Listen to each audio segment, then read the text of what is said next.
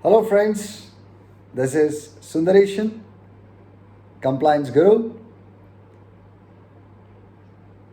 Last video we were on compliances. Compliances for an independent director before onboarding.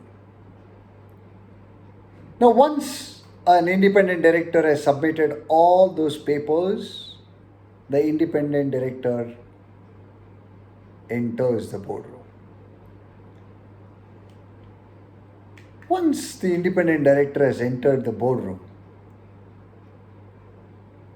what needs to be understood are there are a lot of obligations and responsibilities for an independent director.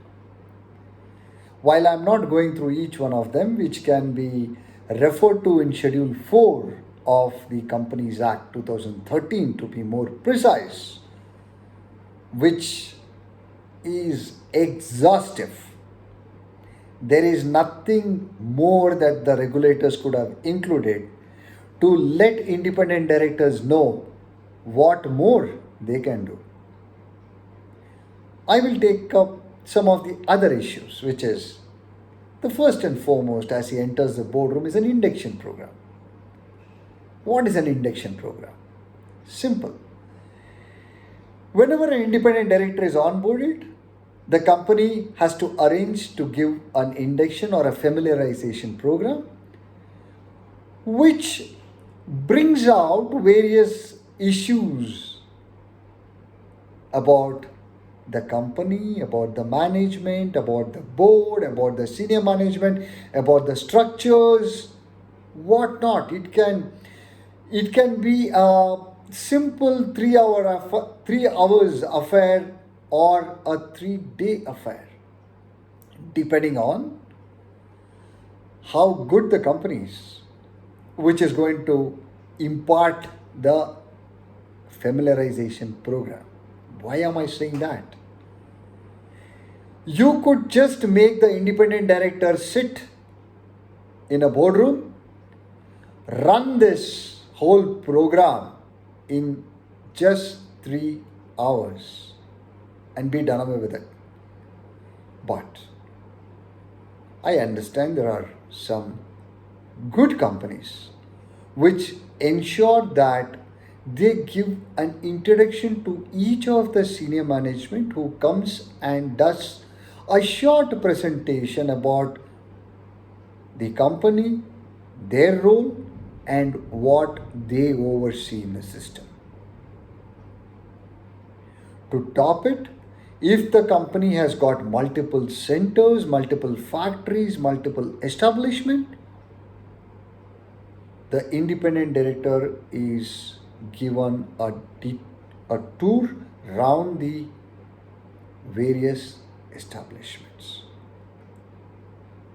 Then, of course, there is a HR who is spending time with the independent director. There is a board team which is spending time with the independent director and one on one with the CEO and CFO, and finally with the chairman of the company. So, friends, if you think an induction program or a familiarization program is just another ritual in the company, you're mistaken. It is a very important process of onboarding an independent director. In fact, there are a few companies where I have been involved to go and speak from an outsider perspective on what the roles, responsibilities, duties, and liabilities of an independent directors are.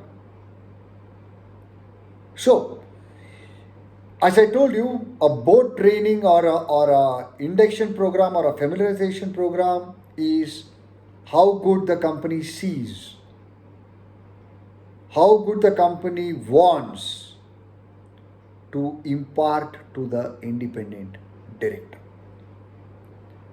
First one. The next is, of course, the most important is code of conduct. Now, code of conduct, as I had referred to in my previous video, it's a very exhaustive code of conduct, and code of conduct gets customized for companies.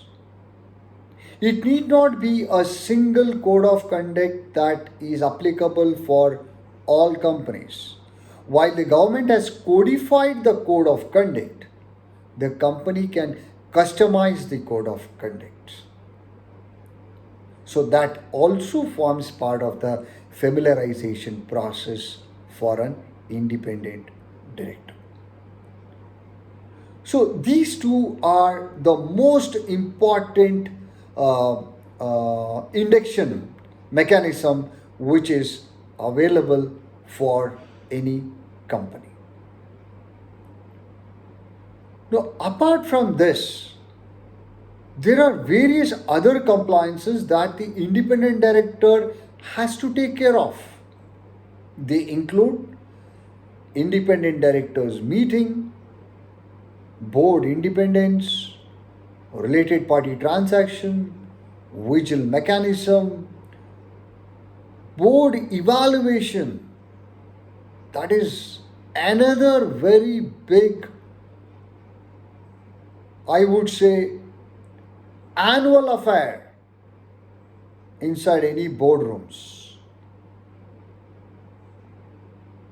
And of course, constitution of various committees and being part of various committees by the independent director. Now, that is a very interesting way of looking at the roles and responsibilities of an independent director from a not a board point of view but a committee point of view.